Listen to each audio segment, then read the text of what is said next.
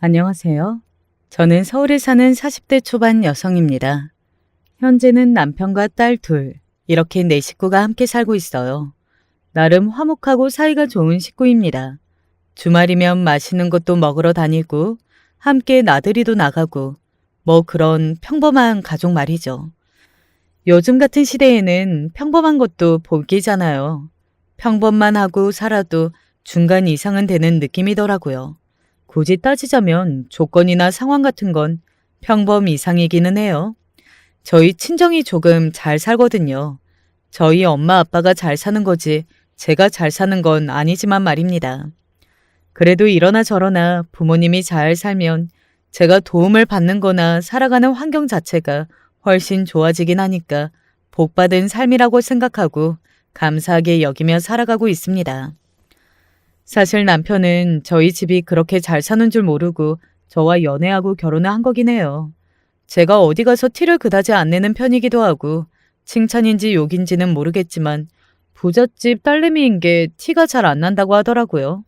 남편은 지금은 전혀 그런 걸 의식하는 것 같지는 않고요. 본인 일이 저희 아버지가 하시는 일과 전혀 상관없는 일이기도 하지만요. 제 이야기가 길었는데 제가 오늘 이곳에 사연을 보내게 된 이유는 제가 아니라 저희 동서 이야기를 조금 해볼까 싶어서입니다. 평소에 즐겨 들었는데 저희 동서 이야기도 여기에 보내면 많은 분이 재밌게 들어주실 만한 사연인 것 같아서요. 다른 집들은 어떤지 잘은 모르겠지만 저희 식구들은 시댁 친정할 것 없이 사이가 매우 좋은 편에 속해요. 뭐 대단히 자주 보거나 하는 건 아니지만 말이죠. 그 중에서도 저는 동서가 유달리 조금 애틋한 편이기는 합니다. 그렇게 된 데에는 다 그럴 만한 사연이 있기는 해요. 지금부터는 그 이야기를 해드릴게요. 동서는 어릴 때 결혼했습니다. 남편과 도련님은 나이 차이가 꽤 나는 편이었거든요. 그래서 이른 나이에 하는 결혼이었습니다. 당연히 동서도 어렸고요. 사고를 쳐서 하는 결혼도 아니었는데 두 사람의 결혼은 참 빨랐습니다. 둘 다 20대 초반이었으니까요.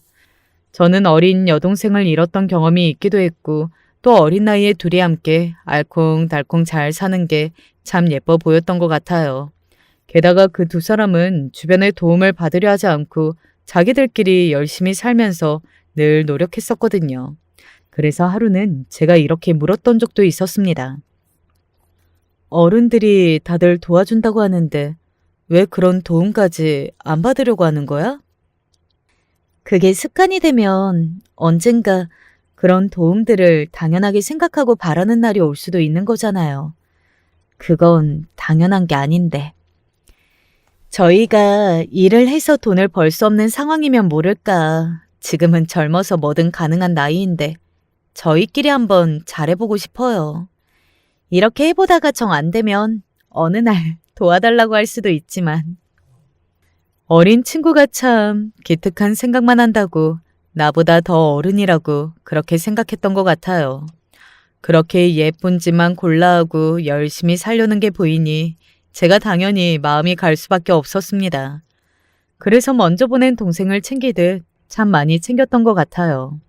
그래서 동서도 저를 참 많이 따랐습니다. 당연히 일반적인 동서지간과는 사이가 조금 다르게 보일 수밖에 없었어요. 주변에서도 친동생인 줄 아는 사람들도 있었으니 말이죠. 그럴 때마다 정말 동서가 제 동생 같다는 생각도 많이 했었고요. 동서가 아이를 낳고 저도 둘째를 낳고 키웠어야 했기 때문에 점점 만남이 뜸해졌었습니다. 육아를 한쪽만 해도 정신이 없고 평소랑은 너무 패턴이 달라져서 만나기 힘든데 저희는 둘 다 하고 있었으니 어떻게 보면 당연한 일이었겠죠. 그때를 생각하면 조금 미안한 점이 있기는 해요. 동서는 어렸고 아이를 낳고 키우는 게 처음이었는데 그래도 더 어른이고 경험도 있는 제가 도와줄 수 있었을 텐데 하고 말이죠. 아무튼 그렇게 서로 정신없어서 연락은 평소만큼 자주 주고받지 못하던 어느 날이었습니다. 늦은 밤에 동서에게 전화가 왔어요. 무슨 일이지? 순간 쎄한 느낌이 쓱 하고 스쳐 지나갔던 것 같아요. 왜 그런 느낌 있잖아요. 평소에 연락이 오지 않던 시간에 예사롭지 않은 타이밍에 전화가 온다. 그러면 오는 좋지 않은 느낌 같은 거 말입니다. 동서. 이 시간에 무슨 일이야? 최대한 아무렇지 않게 받았던 것 같아요. 설마 하는 마음으로 말이죠. 하지만 설마는 사실이었습니다. 언제나 그랬듯 좋지 않은 예감은 늘 적중하는 게 너무 신기한 것 같아요. 형님. 동서는 차마 말을 하지 못하고 울기만 했어요. 직감적으로 알 수 있었습니다. 아, 도련님에게 좋지 않은 일이 생겼구나 하고 말이죠. 그리고 그것 또한 맞았어요. 뺑손이라고 했습니다. 늦은 밤 일을 마치고 귀가하던 도련님을 치고 그냥 가버렸다고 말이죠. 병원에 도착해서 이미 까무러친 동서의 옆에서 그 말을 듣고서는 분노로 손을 떨었던 기억이 납니다. 경찰의 말로는 음주운전인 것 같다고 하더군요. 남편마저 그 자리에 주저앉았었어요. 하루아침에 자신과 나이 차이가 크게 나는 동생을 잃은 남편의 심정 또한 정말 말이 아니었을 겁니다. 온 집안의 슬픔이 들이닥쳤어요. 그 누구 하나 제정신인 사람이 없었습니다. 그 시간이 어떻게 지나갔는지 아직도 기억이 나지 않을 만큼 다들 그렇게 슬픔에 빠졌던 것 같아요. 불행 중 다행으로, 아니 다행이라는 말을 이럴 때 쓰는 것도 말이 안 되기는 하지만 어쨌든 그 뺑소니 법은 잡았습니다. 죽을 죄를 지었습니다. 제발 합의 좀 해주세요. 이대로 그냥 깜빵 가면 저 인생 진짜 끝나요. 죽을 죄를 지었으면 죽어야지. 내 동생은 이미 죽고 이 세상에 없는데 애가 이제 돌 지났는데 그런 가정을 이렇게 박살을 내놓고 너는 벌을 덜 받으려고? 나는 너 죽을 때까지 쫓아다니면서 괴롭힐 건데? 저희 집이 돈이 없는 집도 아니었고 그걸 용서할 만큼의 사람들도 아니었습니다. 아니 세상에 그 어느 누가 그런 짓을 저지르고 도망을 간 사람을 용서할 수 있었을까요? 아무튼 그 뺑소니 범은 합의금을 많이 주니 어쩌니 하면서 저희에게 탄원서를 써달라고 빌고 또 빌었지만 써주지 않았어요. 그런 일로 남편을 떠나보낸 걸 제가 옆에서 바로 지켜봐서 그런지는 몰라도 동서에 대한 제 마음은 한층 더 애틋해졌습니다. 원래도 그랬는데 더 그렇게 된 거죠. 그래서 그 이후로는 정말로 동서를 더 살뜰하게 챙겼던 것 같아요. 저는 이런 생각을 했었거든요. 내가 생각하기에는 우리 동서가 아이 때문에 어쩔 수 없이 살고 있는 것 같아. 그럴 수 있지. 그런 힘든 일을 겪으면 그럴 수가 있어. 그래서 가끔 헉한단 말이야. 얼굴을 보면 당장이라도 죽을 것 같은 얼굴을 하고 있어서 그게 너무 무서워서 더 잘해주게 되더라. 세월이 약이라는 말 말고는 달리 해줄 수 있는 말이 없다. 한 해, 두 해 지나면 동서도 점점 괜찮아질 거야. 물론 완전히 괜찮아지는 날이 오지 않겠지만 세월이 빨리 지나가길, 그래서 이 아픔이 조금이라도 무뎌지기를, 그것 말고는 바랄 수 있는 게 없었습니다. 그렇게 1년, 2년 시간이 지났던 것 같아요. 웃음이라고는 전혀 없던 동서의 얼굴에도 웃음이 비치는 날이 오고, 그리고 어느 날은 정말 아무 일도 없었던 사람처럼 대화를 나누기도 하고, 그런 날이 점점 더 많아지는 걸 느낀 어느 날이었습니다. 동서가 저에게 이런 말을 하더군요. 저도 이제 일을 해야 할 것 같아요. 일? 무슨 일? 돈 다 썼어? 내가 빌려줄 수도 있어. 남편 보험금을 다 쓰는 것도 아닌 것 같고요. 애가 크다 보면 언젠가 목돈 들어갈 일도 생길 텐데 그럴 때 생각하면 무턱대고 노는 건 아닌 것 같아서요. 또 늘 남의 도움만 받을 수도 없고 저도 좀 환경을 바꿔보면 더 열심히 살 수 있게 되지 않을까 싶기도 하고. 그 이야기를 듣고 주변에 물어보니 동서가 똑똑한 거였더라고요. 그렇게 자기 사정 모르는 사람들이랑 어울려서 사회생활하고 그러다 보면 더 금방 괜찮아지는 경우도 많아. 그래, 그런 식으로 다른 생각 없이 바쁘게 지내는 것도 좋은 방법이지. 제 친구 중에 정신과 의사인 친구가 있었는데 그 친구가 그렇게 이야기하는 걸 보고 제가 나서야겠다고 생각했습니다. 저희 아버지가 하는 회사에 동서를 소개하기로 한 겁니다. 다만 동서가 주변에 도움을 받는 걸 부담스러워했고 또 폐를 끼친다고 생각하는 걸 알았기 때문에 동서에게는 비밀로 하기로 했어요. 자연스럽게 동서에게 이런 회사도 있는데 한번 지원해봐라 하고 알려준 다음 좋은 조건으로 일을 할 수 있게 도왔습니다. 물론 나중에 알게 되면 동서가 미안해하거나 부담스러워할 수도 있다는 생각은 했지만 당시에는 그렇게라도 도와주고 싶었어요. 그리고 동서가 제대로 된 경력이 없는 사람이었기 때문에 취직이 잘 되지 않고 있었거든요. 그걸 알고 옆에서 지켜보는데도 가만히 있을 수는 없었습니다. 그렇게 동서에게 일자리를 마련해주고 시간이 조금 지난 어느 날이었어요. 일 때문에 바빠서 얼굴을 제대로 보지 못했다가 오랜만에 밖에서 밥을 먹었습니다. 언젠가부터 자기가 월급을 받았는데 저한테 꼭 밥을 사고 싶다고 계속해서 말을 해왔었거든요. 일은 할만해? 네, 아무래도 처음이라 힘든 부분도 있기는 한데 확실히 움직이고 다양한 사람들을 만나고 하다 보니까 그 전보다는 지낼 만한 것 같아요. 정말 다행이라고 생각했습니다. 동서의 표정 또한 그 전보다 훨씬 생기가 있어 보였고요. 사람이 하는 일이 생기면 활력이 생긴다고 하더니 그런 것 같았어요. 그래서 저도 동서에 대한 걱정을 그 전보다는 덜었던 것 같아요. 그렇게 또 얼마간의 시간이 지났습니다. 요즘 동서 얼굴 보기 힘드네. 회사 일이 너무 바빠서요. 그러게, 목소리도 많이 안 좋네.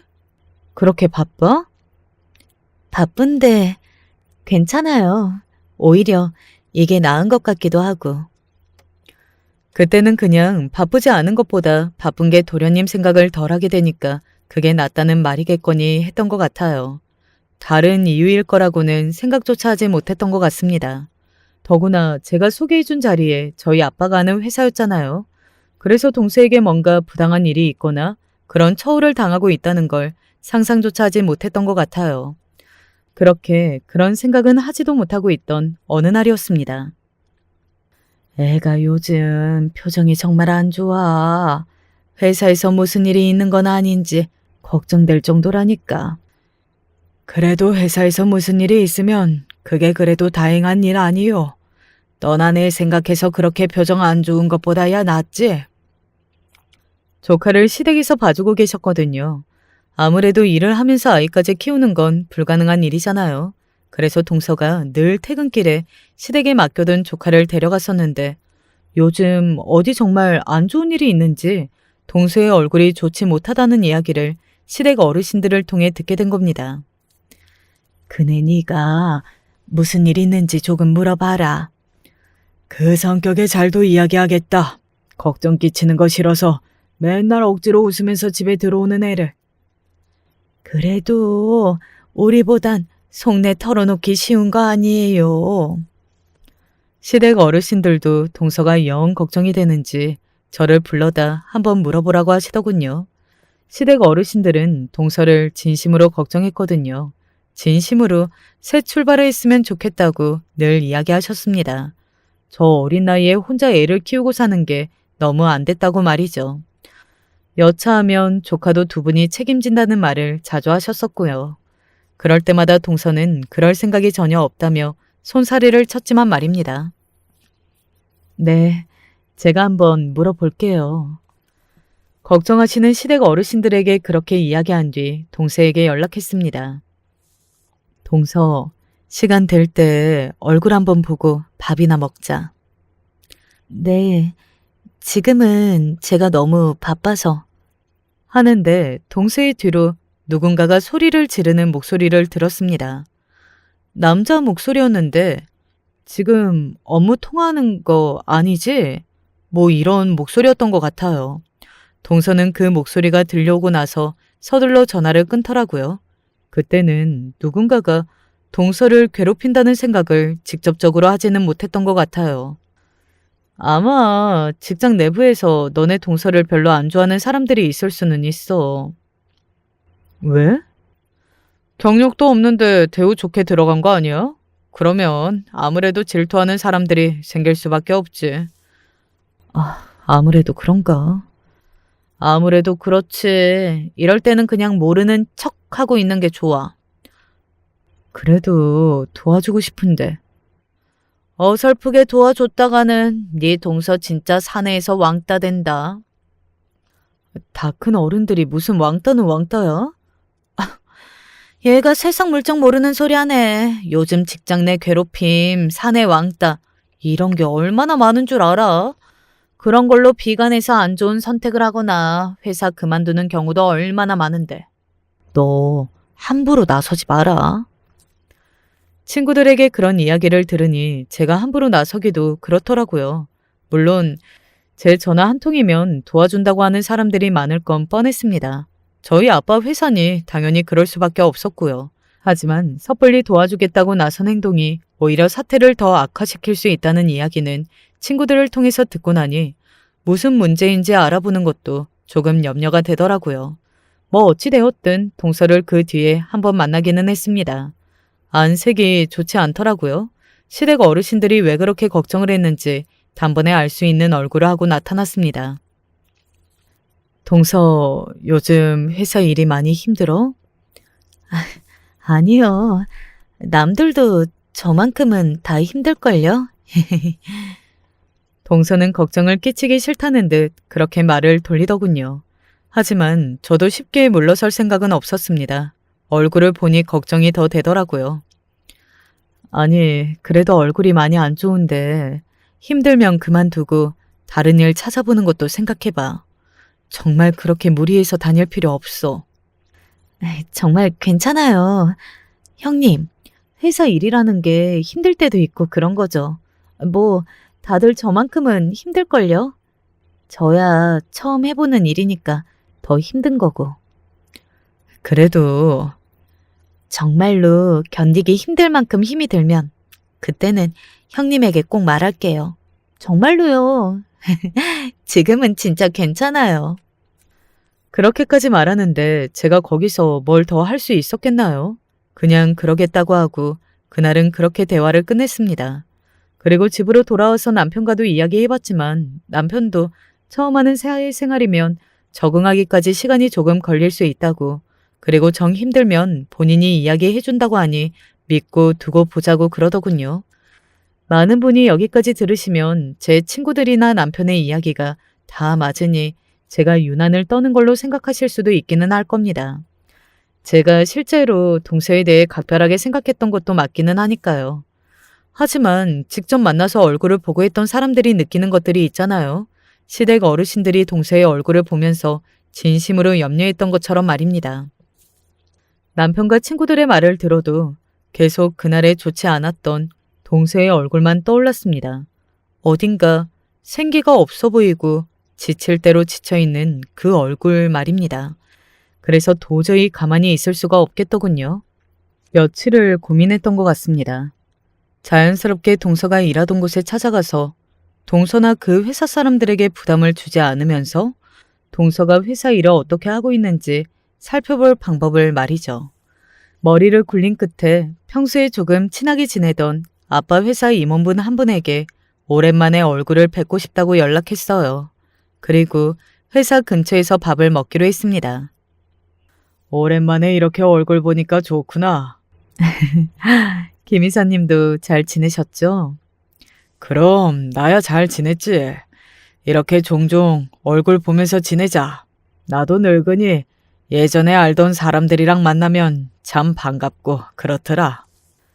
그렇게 한창 대화를 나누다가 자연스럽게 오랜만에 회사를 조금 둘러보고 싶다고 이야기했고 그러라고 허락을 받았습니다. 동서가 어느 부서에서 일을 하는지 그 부서가 어디에 있는지 이미 알고 있었기 때문에 그냥 자연스럽게 그곳을 지나면서 한번 살펴보려고 했어요. 그날은 맹세코 뭔가 나서서 아는 척을 한다든지 할 생각이 단 하나도 없었습니다. 아마 그 일을 목격하지 않았으면 그냥 동태만 살피고 조용히 집으로 돌아갔을 거예요. 아니 지금 제정신이야? 내가 몇 번을 말해줘야 아냐고. 머리에 든 건 뇌가 아니라 돌덩어리야? 어디선가 들려오는 큰 고함에 멈춰 섰습니다. 그 소리는 계속해서 이어졌어요. 어떻게 이렇게까지 멍청할 수가 있어? 어? 죄송합니다. 죄송합니다. 한마디를 듣고 바로 알아차렸습니다. 지금 혼나고 있는 건 다름 아닌 동서라는 사실을 말이죠. 저는 그 자리에 멈춰서서 계속해서 대화 소리를 들었어요. 물론 그러면 안 된다는 걸 알지만 그냥 모르는 척 할 수가 없었습니다. 아니, 진짜 아무리 머리가 나빠도 사람이 정도라는 게 있지. 죄송합니다. 그놈의 죄송합니다. 그 말 말고는 할 수 있는 말이 없어? 어? 하면서 동서의 얼굴에 서류를 집어 던지더군요. 저는 순간 주먹을 꽉 쥐었습니다. 아무리 일을 못하고 말이 안 통한다 치더라도 그건 폭력이잖아요. 성격 같아서는 바로 나서서 따져 묻고 싶었지만 정말 있는 힘을 다해 꾹 참았던 것 같아요. 동서가 혹시나 곤란해지지 않을까 싶은 마음에 말입니다. 하지만 동서를 향한 그 직장 상사의 폭언은 계속해서 이어졌습니다. 아니, 아무리 머리에 든 게 없어도 그렇지. 나 같으면 이런 실수 2번은 안 하겠다. 이게 뭐야, 어? 서류 작성하는 걸로도 매번 이렇게 내 골탕을 먹여? 왜? 아마 여기까지 들으신 분들이라면 이런 생각을 하실 수도 있을 거예요. 아니, 얼마나 일을 못했으면 그런 말까지 듣고 있어. 그 동서가 어지간히 일을 못하고 실수가 잦았나 보네. 라는 생각 말입니다. 사실 제가 선뜻 나서지 못한 이유도 저는 앞뒤 전후 사정을 몰랐기 때문이에요. 아무리 일을 잘 못한다고 해서 사람을 많은 사람들이 보는 앞에서 저렇게 혼을 내는 건 물론 잘못된 일이기는 하지만 그래도 저는 모르는 일이었으니 함부로 나설 수가 없었습니다. 하지만 이런 생각은 했던 것 같아요. 아니, 참 꼼꼼한 사람이고 뭐든 잘하는 사람인데 하는 생각 말입니다. 동서는 정말 똑똑했거든요.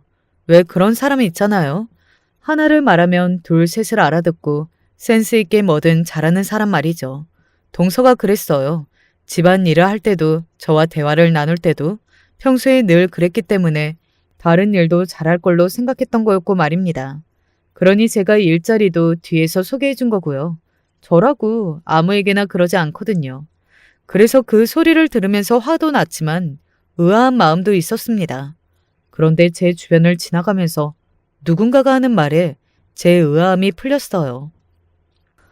선아 씨, 저렇게 매번 저런 소리 듣는 거 이 부장님 까서 그런 거지. 그게 맞지. 뭐 다들 모르는 척 하지만 자기도 이혼남이고 선아 씨도 남편 없다고 하니까 어떻게 한번 추궁거려 보려다가 까여서 자존심 상한 거지. 와, 진짜 찌질하다 찌질해. 인간이 어떻게 저렇게 찌질하냐? 그러게나 말이다. 저렇게 찌질하니 이혼도 당하는 거 아니니? 그런 말입니다. 아니나 다를까 그런 일이 있었더라고요. 그 대화를 들으니 앞뒤 상황이 다 이해가 되었습니다. 그러니까 동서가 일을 정말로 잘 못해서 저렇게 말도 안 되는 폭언을 듣고 있던 게 아니라 다른 부당한 이유가 있었던 거예요. 그건 앞서 들으신 것처럼 동서를 어떻게 한번 해보려다가 실패한 이유였고 말입니다. 그 이야기까지 듣고 나니 더 참을 수가 없어졌습니다. 그런데도 바로 나서지 않았던 건 동서가 제가 뒤에서 도와준 상황을 하나도 몰랐기 때문이었어요. 하지만 저를 나설 수밖에 없게 만드는 폭언들은 계속해서 이어졌습니다. 과분형 받아줬으면 일을 좀 제대로 해야 할 거 아니야. 그 말에는 가만히 앉아서 듣고 있던 다른 직원들도 놀라는 게 보였어요. 어떻게 그런 단어를 입에 담을 수 있지? 하고 경악하는 듯 서로를 마주보는 게 제 눈에도 보였습니다. 평소에 그런 말을 하는 사람이라면 그간 동서를 얼마나 괴롭혀왔는지도 단번에 알 수 있는 문제였어요. 동서가 저 사람 때문에 힘들어하고 있었다는 걸 알 수 있었습니다. 그리고 무슨 자기가 붙여줘요. 입은 삐뚤어졌어도 말은 바로 하랬다고 제가 뒤에서 몰래 붙여준 거였는데 말입니다. 아니, 진짜 너무한 거 아니야? 내가 봤을 땐 이 부장 저 인간 선아 씨 그만두게 하려고 저러는 것 같아. 네가 봤을 때도 그렇지. 쪽팔리잖아. 들이대다가 까인 거. 아마 선아씨 볼 때마다 생각나서 저러는 걸걸? 저런 인간들은 원래 그런 거에 더럽게 집착하니까. 저는 자세한 정황은 잘 몰랐지만 제가 느끼기에도 그런 것 같았어요. 그 짧은 순간에도 제가 느낄 수 있는 정도면 아마 다른 직원들은 다들 느끼고 있었겠죠. 저는 더 이상 참을 수 없었습니다. 제가 나서야겠다고 생각했어요. 이래서 나이 많고 멍청하고 집에서 애 키우는 거 말고는 할 줄 아는 여자들 불쌍하다고 받아주고 그러면 안 된다니까? 말씀이 너무 심하신 거 아니에요? 나서려던 제가 그 자리에 다시 한번 멈춰 섰습니다. 계속 고개를 숙이고 죄송하다고만 이야기하고 있던 동서가 그 상사의 말에 처음으로 대받아친 겁니다. 그 상사는 네가 지금 나한테 말대꾸를 한 거야? 하는 얼굴로 동서를 바라봤습니다. 너 지금 뭐라고 했어? 아무리 그래도 말씀이 너무 심하신 것 같다고 했습니다. 이년이 지금 미쳤나? 너 제정신이야? 그 이부장이라는 인간은 동서의 대받아침에 굉장히 자존심이 많이 상한 듯 얼굴이 시뻘개져서 소리를 지르더군요. 꽤 멀리 떨어져 있는 저도 귀가 아프다고 생각될 만큼 큰 소리였습니다. 당연히 그 주변에 있던 다른 직원들은 인상을 찌푸리며 귀를 막았고 말이죠. 이년이 진짜 봐주니까 눈에 뵈는 게 없냐? 부장님이 언제 저를 봐주셨는데요? 진짜 보자 하니까. 그놈은 이성을 잃은 듯 눈이 획 하고 돌더니 손을 번쩍 들었습니다. 누가 봐도 동서를 한 대 칠 기세였어요. 저는 이제 나설 수밖에 없다고 생각했습니다. 아니 그런 생각을 하기도 전에 이미 그 두 사람에게 다가갔어요. 이렇게 말하면서 말이죠. 그만하시죠. 꽤 큰 소리로 그렇게 이야기하며 두 사람에게 다가갔기 때문에 온 사무실의 사람들의 시선은 당연히 저에게로 향했습니다. 동서가 저를 확인하고 눈이 더 커질 수 없게 커지는 걸 봤어요. 누구세요? 누구신데 남의 부서 일에 참견이십니까? 그놈은 순간 제가 다른 부서의 직원이라고 여긴 것 같더군요. 뭐 회사 안에서 그렇게 나서면 나왔으니 그렇게 생각하는 게 자연스럽기는 했습니다. 형님이 여긴 어떻게? 하지만 동서가 저를 형님이라고 부르는 순간 그 동서의 상사 표정이 순식간에 구겨졌어요. 제가 그 회사의 직원이 아니라는 것을 알게 된 거죠. 그리고 눈을 아래로 내리깔며 저를 바라봤습니다. 본격적으로 무시를 하기 시작한 거예요. 형님, 오선아 씨 형님 되시는 분이세요? 네, 그런데요. 여긴 어떻게 들어오신 건데요? 가득히 안 찍고서는 못 들어오는데. 그게 그쪽이랑 무슨 상관인데요? 다 들어올 만하니까 들어온 거지. 개나 소나 다 들어오고 경비 가만두면 안 되겠네. 그런 대먹지도 못한 말까지 짓거리더라고요. 어디서 부장 주제에 경비하시는 분을 가만두면 된다고 안 된다를 짓거리는 건지 너는 뭐가 되니? 하고 뒤통수로 한 대 후려 갈기고 싶었습니다. 아마 평소라면 그렇게 했을지도 몰라요. 자리가 자리이니만큼 참은 거죠. 네가 뭔데? 뭐요? 네가 뭔데 함부로 누굴 가만두니 아니니 소리를 짓거리냐고. 그렇게 이야기하며 일부러 그놈이 앉은 자리에 명패를 보고 말했습니다. 부장? 부장 주제에 지금 누굴 가만두니 아니니 소리를 하고 있는 거야? 그리고 부장 주제에 이렇게 사람 많은 곳에서 사람을 이렇게 부당하게 대우하는 거고? 이에는 이, 눈에는 눈. 누군가를 개무시하면 똑같이 개무시를 해주면 됩니다. 그리고 저는 그럴 수 있는 사람이었잖아요. 누군가에게 제가 가진 권력으로 짓밟아 누르는 건 정말 잘못된 행동이라고 생각했고 저도 평소에는 절대 그러지 않습니다. 하지만 그 순간에는 그게 필요했어요. 부장 주제? 너 말 다 했어? 그러면 너는 그냥 아줌마 아니야? 일개 직원의 동서 주제에 어디 와서 그 동서 직장 상사한테 연병을 떨어. 니년들 정말 호되게 한번 당해볼래? 어? 누가 누구한테 호되게 당해보겠다고 하는 건지 정말 기가 차서 웃음이 나오더군요. 본인의 미래는 정말이지 단 하나도 짐작하지 못한 채 배를 내밀고 그렇게 소리를 지르는 그 동생의 상사가 너무 우스워서 웃음이 절로 비집고 새어나왔습니다. 물론 그 인간은 그런 저를 보며 더더욱 분노가 차오르는 듯 했고 말이죠. 진짜 인연들이 쌍으로 쳐 돌았나? 저는 그 말을 듣고도 가볍게 그 사람을 무시하고 가만히 이름을 읽었어요. 이현승 부장. 뭐? 아니 진짜 보자 하니까. 형님, 왜 그러세요? 동서도 당황한 듯 보이기는 했습니다. 뭐 당연히 그럴 수밖에요. 동서는 제 정체를 모르니 제가 여기 온 것도 여기서 왜 이러는 건지도 모르는 수밖에 없었어요. 그놈에게 화가 난 건 난 거고 제 행동이 왜 저러는 거지 싶은 건 또 그거였을 겁니다. 저는 그런 동서를 바라보며 걱정하지 말라는 듯이 한 번씩 웃고는 휴대폰을 꺼냈어요. 그리고 방금 전에 함께 밥을 먹었던 이사님에게 전화를 걸었습니다. 회사 구경은 잘했어. 김 이사님, 저 부탁 하나가 있는데요. 아, 그래. 말만 해. 뭐냐? 여기 직원관리부서에 이현승 부장이라고 있는데 혹시 아세요? 거기서부터는 모두의 시선이 저에게 다시 한번 집중되는 것을 느낄 수 있었습니다. 제가 뱉는 말의 내용이 정말로 어딘가 심상치 않다는 것을 모두가 느꼈겠죠. 조금 전까지 불같이 화를 냈던 그놈도 조용히 제 통화 내용을 듣고 있는 것만 봐도 말입니다. 이름을 들어본 것 같기는 하다만 왜? 무슨 일 때문에 그러냐?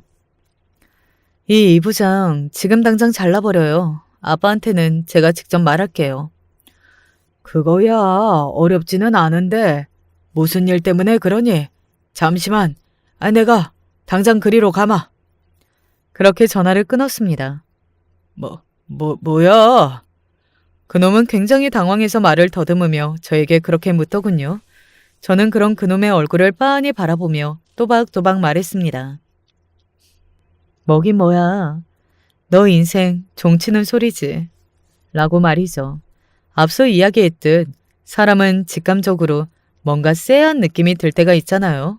그리고 그런 느낌이 들면 늘 불안하고 좋지 않은 예감은 들어맞을 때가 대부분이고요. 아마 그때 그놈의 심정이 그랬을 겁니다. 그런 감정을 느꼈겠지만 그놈은 지기 싫다는 듯 눈을 부릅뜨고 저에게 되물었어요.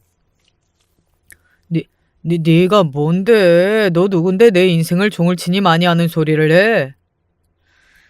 누군지는 조금만 기다리면 확인할 수 있을 거니까 조금만 기다려. 아니, 여기 경비 불러. 이 사람 쫓아내. 지금 뭐 하는 거야? 그놈은 불안한 마음을 그렇게 떨쳐내고 싶기라도 한 듯 조금 전까지 가만두지 않겠다던 경비를 찾아대기 시작하더군요. 어떤 심정으로 그런 말을 하는 건지 알 것 같아서 그냥 웃음이 나왔습니다. 그 와중에도 웃는 저를 보고 그놈은 얼굴이 새하얗게 질려갔지만 말이죠. 그때였습니다. 민정아. 조금 전에 통화를 했던 이 회사의 임원인 김 이사님이었어요. 회사가 엄청나게 큰 회사가 아니다 보니 회사의 임원진들의 얼굴은 대부분의 사원이 다들 알고 있는 듯 보였습니다. 그분의 등장으로 술렁이는 게 느껴졌거든요. 이게 다 무슨 일이냐? 김 이사님이 제 옆으로 다가와 가만히 물으셨어요. 그리고 그 장면을 보고 있는 그놈의 얼굴은 더 새하얗게 질려만 갔습니다. 조금 전보다 더 말이죠. 아니, 김 이사님이 여긴 어떻게... 그렇게 말을 하며 더듬거리는 그 인간을 가만히 보다가 제가 김 이사님을 향해 말했어요. 아니, 회사에 저렇게 직원들에게 포근하고 대먹지도 않는 이유로 괴롭히고 하는 직원이 있으면 안 되는 거 아니에요? 직원을 괴롭히고 포근을 해? 김 이사님이 그렇게 이야기하며 그놈을 바라봤습니다. 그놈은 쫄은 게 보였어요. 고개를 숙이며 일단은 사과하더군요. 업무 시간에 직원에게 해서는 안 되는 말을 한 건 인정합니다. 일을 너무 못해서 답답한 마음에 그만 저도 모르게 실언했습니다. 하지만 그 이상 다른 행동을 하거나 한 건 아닙니다. 정말 저도 모르게 비웃음이 비집고 나오더군요. 그리고 그런 저를 보면서 그놈은 또다시 열받은 것 같더라고요. 상황 파악을 못해도 정도가 있지 그러니 그런 짓도 하고 다니는 거겠지만 말이죠. 물론 제가 해서는 안 될 말을 해서 잘못을 물으신다면 그 부분은 사과하겠으나 회사와 아무 관련 없는 타인이 이사님이랑 아는 사람이라는 이유 하나만으로 누구를 자르라는 둥 하실 권리는 없다고 생각합니다만. 언뜻 들으면 맞는 말 같기도 했지만 그 인간은 이미 뒤에서 수작질을 여러 번 하다가 그게 안 통하니 동서에게 화풀이 하는 거라는 걸 제가 들은 뒤였고, 다른 직원들도 그놈을 질겁하는 걸 봤기 때문에 그 자식의 말을 당위성이 없었습니다. 그리고 그놈이 결정적으로 모르는 게 하나 있었어요. 저는 김 이사님과 아는 사이인 게 아니잖아요. 그놈은 제가 김 이사님이랑 아는 사이인 정도로 보고 그런 말을 한 것 같았습니다. 그런 말을 직원들 앞에서 아무렇지 않게 서슴없이 하는 사람이 버젓이 회사 안에서 일을 하고, 그런 사람을 많은 직원이 상사로 모셔야 한다는 건 부당한 일이 아닐까 싶은데요. 그리고 사내 분위기를 위해서라도 그건 좋은 일이 아니지 않겠어요? 제 말에 그놈은 인상을 팍 쓰더군요. 아니 대체 그쪽이 우리 회사 뭐라도 되느냐 지금 계속 이런 말을 하는데, 임원분과 개인적인 친분이 있다는 이유 하나만으로 모든 걸 마음대로 할 수 있는 것처럼 구는 게 굉장히 주제 넘다고 생각 안 하세요? 내가 임원분 하나 안다고 그랬어요? 제가 그렇게 반문하자 다시 한번 정적이 흘렀습니다. 아마 그 인간은 다시 한번 쎄한 그 감정을 느꼈을 거예요. 다시 말을 더듬기 시작했거든요. 그럼 여러 명이라도 안다는 거예요? 그 말에 제가 픽 하고 웃었습니다. 그러고는 말했어요. 여러 명 알고 또 이 회사에 지분이 있으면 이런 말할 자격 충분한 거죠. 지분이라고요? 아마 그 인간은 그때까지만 하더라도 제가 숨겨진 대주주쯤 되나 이런 생각을 했을 겁니다. 정황상 그렇게 생각할 수 있었어요. 회사의 임원진도 안다고 하고 지분이 있으면 어쩌고 하는 말을 했으니까요. 하지만 이건 꿈에도 몰랐을 겁니다. 아버지 좀 불러주세요. 제가 이 회사 오너의 딸이라는 사실을 말입니다. 김 이사님이 잠시 통화를 하겠다며 사무실을 나갔고, 그와 동시에 사무실의 모든 직원이 웅성거리기 시작했어요. 갖가지 추측들이 오고 갔습니다. 그 중에는 회장님 따님인 거 아니야? 하는 말도 있긴 했던 것 같아요. 형님, 이게 어떻게 된 일인지. 동서가 놀란 눈으로 저에게 다가와 그렇게 말했습니다. 저는 일단은 동서에게 사과했어요. 동서의 허락 없이 몰래 이 회사에 취직시킨 거였고, 또 그로 인해 겪은 일이었잖아요. 그리고 말하지 않은 것도 미안했고요. 미안해. 동서가 다 알면 내 도움은 받지 않을 것 같아서 말 안 했어. 제가 동서에게 사과하고 있는데 누군가가 사무실 문을 벌컥 열고 안으로 들어왔습니다. 아빠였어요. 여기 이 사람들은 회장님으로 알고 있는 저희 아빠요. 이게 다 무슨 일이냐? 대충 듣기는 했다만. 그냥 저 사람만 잘라주시고, 그리고 사내에서 이런 직장 내 괴롭힘 같은 게 더 있는지 아버지가 조사를 좀 해주세요. 제 입에서 나온 아버지라는 말에 모두가 그 자리에서 굳는 게 느껴졌습니다. 그리고 그놈의 얼굴은 더 이상 하얗게 질릴 수 없을 만큼 새하얗게 질렸어요. 나중에 회사 안에서 돈 소문으로는 그때 그놈이 오줌을 지르는 걸 봤다는 사람도 있더라고요. 그만큼 겁이 났을 거긴 합니다. 그 상황에서 회사의 오너가 나타날 거라고는 그 누구도 상상하지 못했을 테니 말이죠. 그놈은 그제야 바닥에 납작 엎드려 사과를 하기 시작했습니다. 죄송합니다. 제가 죽을 죄를 지었습니다. 다시는 이런 일이 발생하지 않게 하겠습니다. 한 번만 용서해 주세요. 그 사과가 진심일 거라고 그렇게 생각하지 않았습니다. 아마 그곳에 있는 모두가 저와 같은 생각이었을 거예요. 그 상황에 겁을 먹고 하는 사과일 뿐이었죠. 그리고 제가 누군지 알았으니 더더욱 말입니다. 하지만 저는 그냥 넘어갈 생각이 없었습니다. 그런 인간은 큰 코를 한번 다쳐봐야 했어요. 그렇다고 한들 정신을 차리지는 못하겠지만요. 그날은 일단 그렇게 마무리했습니다. 그냥 거기서 그 인간을 더 작사를 내고 싶었지만 동서가 혹시나 더 곤란해지지 않을까 해서 그냥 그만뒀던 것 같아요. 물론 그렇다고 그 인간을 그대로 내버려둘 생각은 없었지만 말이죠. 동서와는 긴 이야기를 나눴습니다. 물론 제가 몰래 취직을 시켜준 것에 대해서 아무렇지 않아 한 건 아니었어요.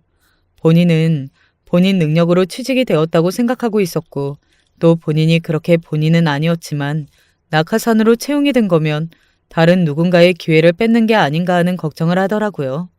뭐 그마저도 참 동서 같았지만 말이죠. 하지만 도와주고 싶었던 제 마음과 그리고 다른 누군가의 자리를 빼앗은 게 아니라는 말에 더 이상 다른 말 없이 넘어갔던 것 같습니다. 물론 속으로는 어떤 생각을 더 하는지는 모르겠지만 일단은 제 진심을 아니까 별 말을 하지 않았던 것 같아요. 회사를 그만두거나 그러지는 마. 들어보니까 동서 일 너무 잘한다고 다들 그랬다던데? 그건 제가 형님이랑 동서지간인 거 알아서 하는 말 아닐까요? 아니야. 그 전에도 다들 잘하는데 그놈만 지랄이라고 그런 말들 했었대. 동서는 동서 자신한테 자신감을 가질 필요가 있어. 그리고 만약에 도움을 받거나 누릴 수 있는 게 있다면 어느 정도는 받아가며 살아가는 것도 다 세상 사는 방법이라고 말이죠. 너무 남에게 손해를 끼치지 않기 위해 지나치게 노력하며 살피는 일이 오히려 남들에게는 더 마음 쓰게 하는 일이 될 수도 있다는 사실도 돌려서 좋게 이야기했어요. 동서는 대충 알아들은 것 같았습니다. 그래서 회사를 그만두는 일은 일단 보류하는 걸로 결정을 내렸어요. 더 다녀보고 결론 짓는 것도 나쁘지 않을 거라는 제 설득이 통한 건지 어쩐 건지 말이죠. 그리고 그 일도 다 있는 일이었더라고요. 새삼 내심 그냥 하는 말이길 바랐었는데 말이죠. 동서가 남편이 없다는 사실을 알고서는 치근덕댄 그 일 말이죠. 그 사실을 알고 노골적으로 들이대며 잘해주다가 어느 순간 거절을 하자 태도를 완전히 바꿔서 괴롭히기 시작한 것 말입니다. 그래서 그간 동서가 표정이 좋지 않았고 말이죠. 일단은 부서를 다른 곳으로 이동시키고 조사를 들어가기로 했다. 바로 자르는 건 문제가 커질 수 있어서. 아무래도 정직원을 아무 이유 없이 자르는 건 문제가 커질 수 있다는 아빠의 말에는 저도 동의를 했습니다. 당신은 너무 화가 나서 자르라는 둥 그런 말을 한 거였지만 그게 바로 되지 않는다는 것쯤 저도 잘 알고 있어요. 다만 그런 이슈가 있는 건 사실이었으니 부서는 이동됐다고요. 그리고 얼마 지나지 않아 그놈이 여태 저질렀던 일이 그뿐만이 아니었다는 사실을 이사님을 통해 듣게 되었습니다. 그런 식으로 여직원들한테 이성적으로 접근하고 자기 마음대로 안 되면 괴롭혔던 일이 잦았던 모양이야. 여기저기서 증언들이 넘쳐나고 있다고 하더라. 그런데 여태 왜 아무도 몰랐죠? 다들 알고 있었는데 선뜻 나서지 못했던 거겠지. 혹시나 불이익이 있을까 싶었어. 그런데 회장님 따님분이 직접 나섰다고 하니 자신에게 불이익이 오지 않을 거라는 생각이 들어서 그간 당했던 일들을 다 증언하기 시작한 거고. 네가 큰일했다.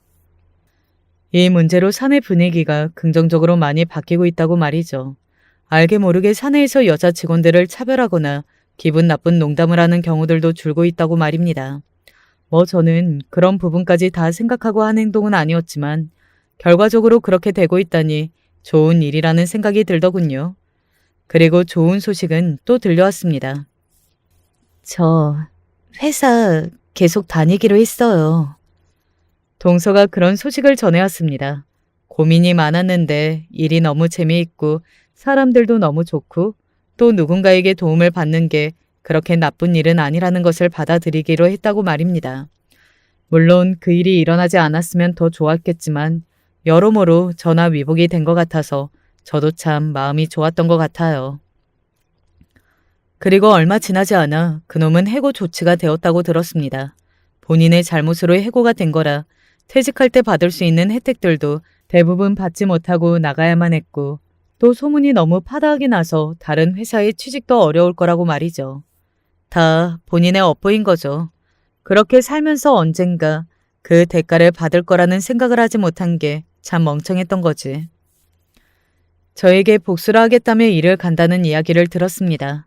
동서가 그 이야기를 해주면서 저를 걱정하더라고요. 저랑 형님을 가만두지 않겠다고 그런 소리를 하고 다닌다던데 괜찮을까요? 아마 그러지 못할 거라고 동서를 안심시켰어요. 제가 조금 알아본 바로는 그놈의 부모님들도 혹시나 자기 아들의 일이 소문이 날까봐 쉬쉬한다고 들었고 또 자식도 있다고 들었거든요. 그래도 잃을 게 있는 인간인지라 섣불리 움직이지는 못할 거라고 동서를 안심시켰습니다. 그리고 그런 인간은 원래 말뿐이지 실제로 행동은 또 못하거든요. 겁이 많아서요. 뭐 한번 저에게 전화가 온 적은 있기는 합니다. 내가 가만히 있을 것 같아? 가만히 안 있으면 뭐 네가 어쩔 건데 뭘 할 수 있는데 복수할 거야. 내가 무슨 짓을 할지 무섭지 않아? 그러는 너는 내가 무슨 짓을 할지 안 무섭냐? 나는 이미 회사도 잘렸는데 네가 그거 말고 나한테 무슨 짓을 더 할 수 있는데? 그렇게 말하는 그 인간에게 자신의 처지를 다시 한번 일러줬습니다. 너는 부모도 있고 너 자식도 있잖아. 그런 제 말에 순식간에 입을 다물고 조용해지더군요. 그리고는 제가 할 소리를 본인이 하더라고요. 지금 협박하는 거야? 말은 바로 하자. 네가 먼저 나한테 전화해서 가만 안 둘 거라는 둥 개소리 해대면서 협박한 게 먼저다.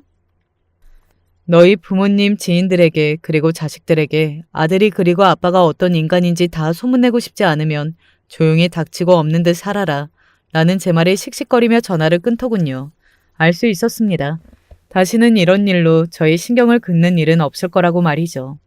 그런 인간들은 그렇게 겁을 주면 정말 쥐죽은 듯이 살 인간들이거든요. 꼴의 가족들에 대한 체면은 중요하게 생각해서 말이죠. 그 일은 그렇게 모두 다 마무리가 되었습니다. 동서는 저희 아빠 회사를 잘 다니고 있고 그 일로 사내 분위기는 굉장히 좋아졌으며 또 그 이후로 동서는 회사에서 여직원들에게 굉장히 인기가 많아졌다고 하더라고요.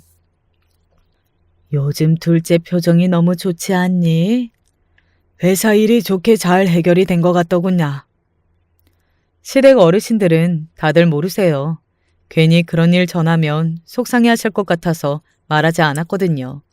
어쨌든 어르신들이 보기에도 동서가 좋아진 게 눈으로 보일 정도면 이제는 안심을 해도 되지 않을까 하는 마음이 들었던 것 같습니다. 제 이야기는 여기까지입니다. 저는 다 해결이 되었고 시원한 이야기라 재밌게 썼던 것 같아요. 물론 들으시는 분들이 재미있으셨을지는 잘 모르겠지만 말입니다. 제가 이 사연을 쓰게 된 이유 중에 하나는 누군가를 동서와 같은 이유로 무시하거나 함부로 대하는 사람들이 혹시 있다면 그 사람들에게 그 업보는 반드시 돌아가게 되어 있으니 그런 이유로 사람을 막대해서는 안 된다는 사실을 알려주고 싶어서 쓰게 되었어요. 물론 저와 같이 복수를 해줄 사람들이 어디에나 존재하는 건 아니지만 말입니다. 제가 어디 가서도 다 도와드리고 싶은데요. 저는 이제 여기서 이야기를 마무리해야 할 것 같아요. 오늘 동서가 회사가 일찍 마치는 날이라 조카와 저희 아이들을 다 데리고 가까운 곳에 맛있는 걸 먹으러 가기로 했거든요. 아이들까지 다 같이 만나는 건 오랜만이라 아이들도 상당히 기대를 하고 있습니다. 다들 오늘만 기다렸어요. 남편은 자기도 가겠다고 했는데 제가 오늘은 아이들과 동서, 저 이렇게만 만나겠다고 했네요. 사실 여사들끼리 만나야 더 재밌잖아요. 남편은 물론 서운해했지만요. 요즘 날씨가 너무 꽤 더워져서 벌써 실내는 에어컨이 빵빵하더라고요. 이럴 때 냉방병 조심해야 하는 거 아시죠?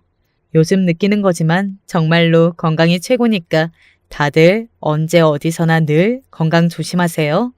저는 이제 그만 줄이겠습니다. 끝까지 제 이야기를 함께 들어주셔서 감사합니다. 여러분들에게는 기분 좋은 일만 가득하기를 바랄게요. 안녕하세요.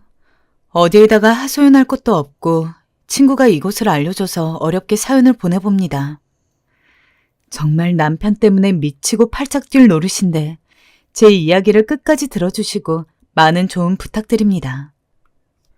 어렸을 적 어머니가 고생하던 것만 생각하면 지금 떠올려도 눈물이 날 정도입니다. 어머니는 요새 말로 효자 남편에게 잘못 걸린 케이스였습니다.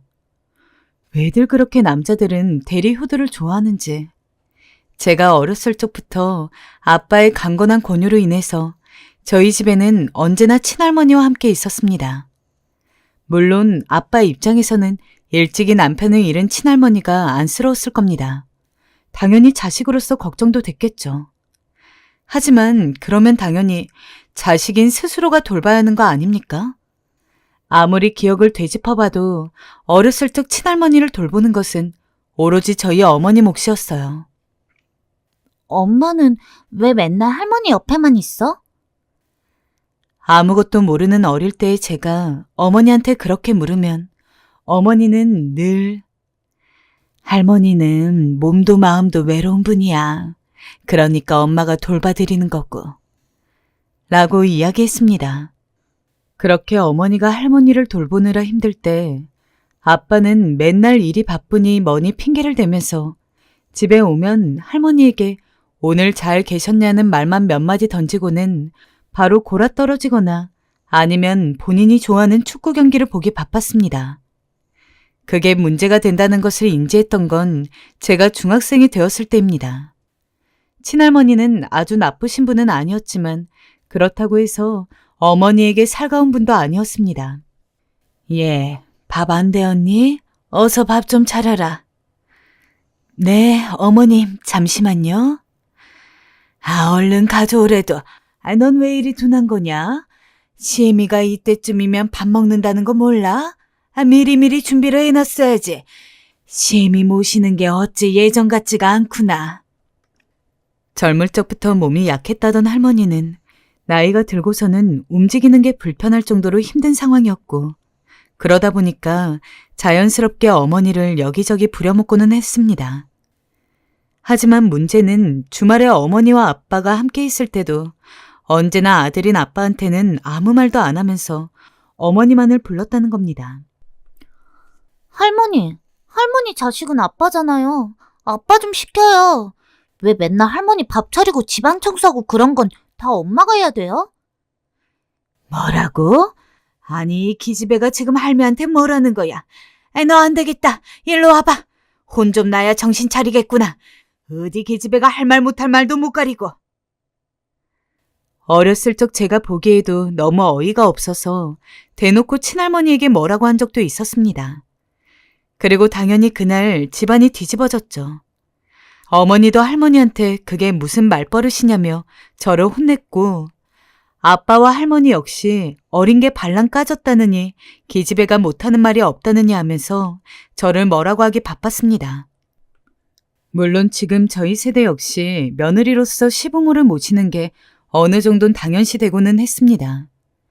요즘 젊은 친구들이야 그런 일 안 하겠지만요. 하지만 저는 그때부터 이미 왜 며느리가 꼭 시부모를 모셔야 하는지에 대한 의문을 가지고 있었습니다. 모시는 건 좋지만 그러면 당연히 자식과 며느리가 같이 모셔야 하는 건데 말이죠.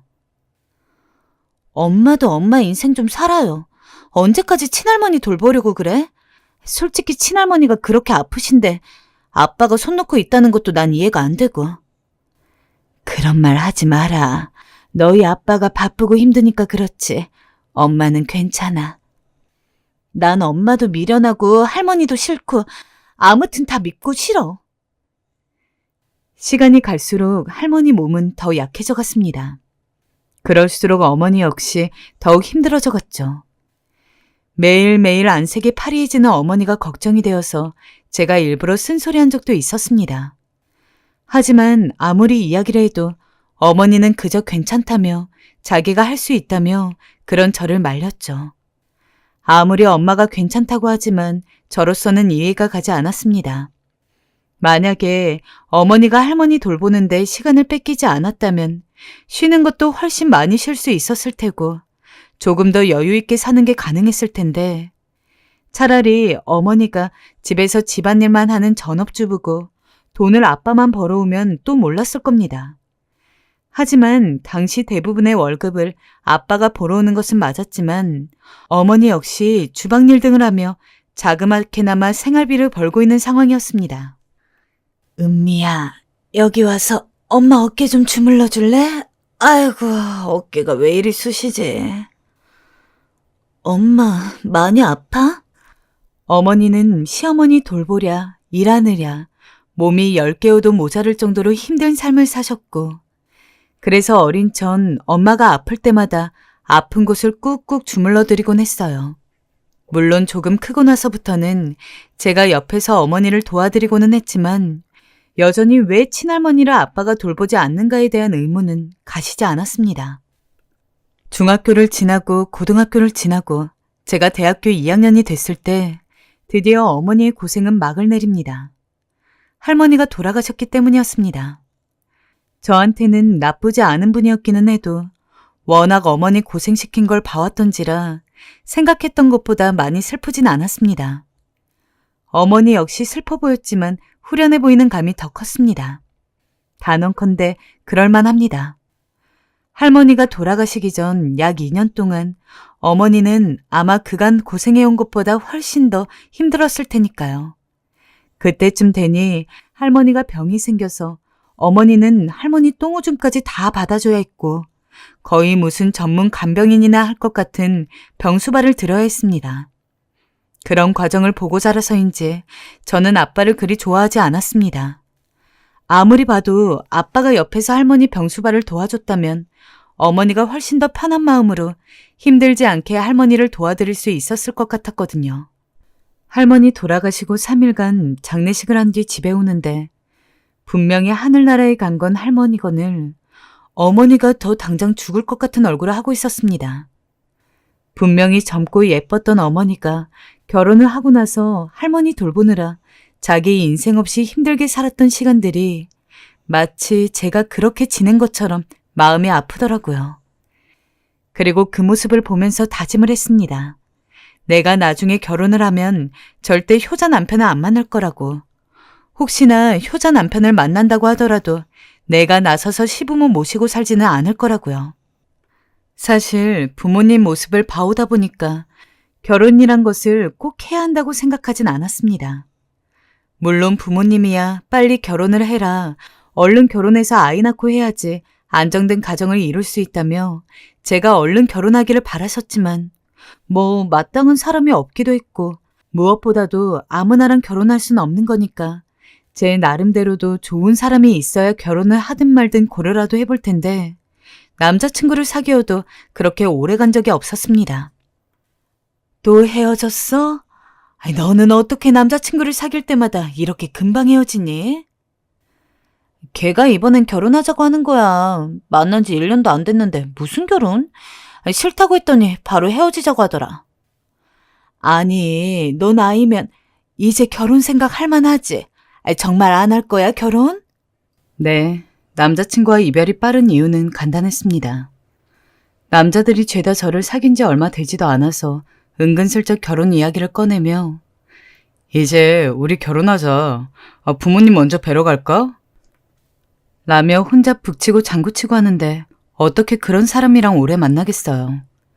애초에 결혼 생각도 크게 없었기에 떡줄 사람은 생각지도 않는 발언이기는 했지만 아무리 그 남자와 결혼하지 않을 거라고 하더라도 애초에 결혼을 쉽게 생각하는 그런 마음을 가지고 있는 사람과 길게 인연을 이어가고 싶지가 않았습니다. 나중에 어머니 역시 제게 조심스레 물어봤지만 이 모든 이야기를 어머니에게 자세히 할 수는 없었기에 그냥 성격이 안 맞아서 취향이 나랑 달라서라며 핑계를 댔죠. 그러다 만나게 된 것이 지금의 남편이었습니다. 남편은 제가 사귄 남자들 중에서 처음으로 섣불리 결혼 이야기를 꺼내지도 않았으며 부모님에 대한 효심을 깊게 드러내는 말도 한 적이 없었습니다. 이 사람을 만나면선 결혼을 하게 된다면 이런 남자랑 하면 좋겠다라는 생각이 자연스럽게 들더라고요. 누구랑 사귀기만 하면 얼마 안 가서 금방 헤어지던 제가 오랜만에 1년 이상 만나는 남자가 생기자 어머니는 내심 이제 우리 딸이 결혼하려나? 하며 저의 결혼 소식을 기다렸습니다. 은미야, 그 남자 엄마한테 데려와봐. 엄마가 봐줄게. 응? 이번 주말 어떠니?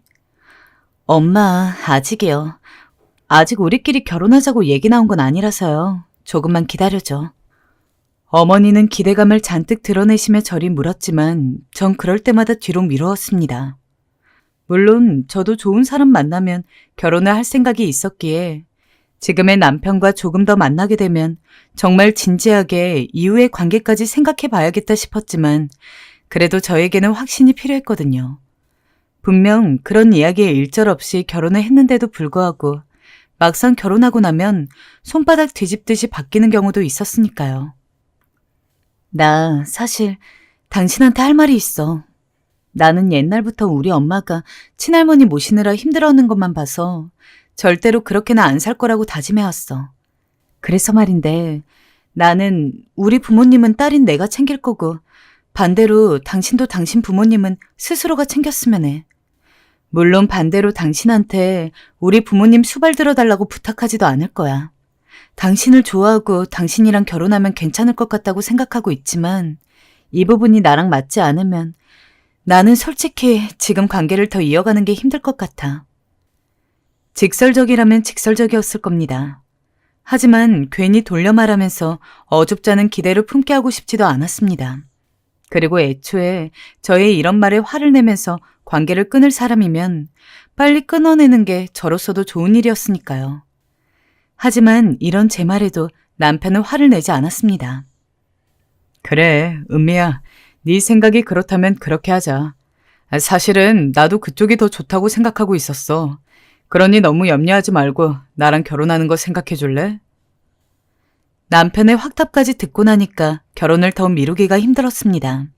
당시 남편은 35이었고 저는 32이었는데 조금 늦은 나이에 저희는 결혼을 하게 되었습니다. 제 결혼 소식을 저보다 더 좋아하는 것은 저의 어머니였습니다. 뭐라고?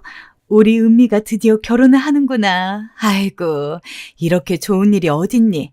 대견해라. 그래, 언제 데리고 올 거니? 식은 언제쯤이고?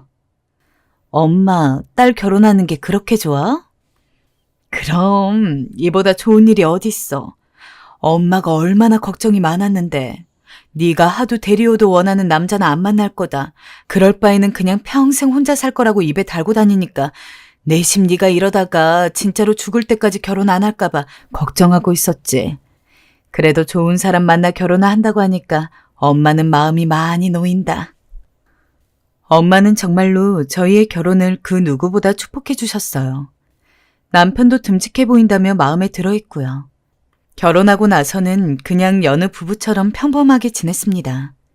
저희끼리 신혼집을 따로 얻어서 살았고 명절과 생신 때마다 친정집에 그리고 시댁에 갔죠.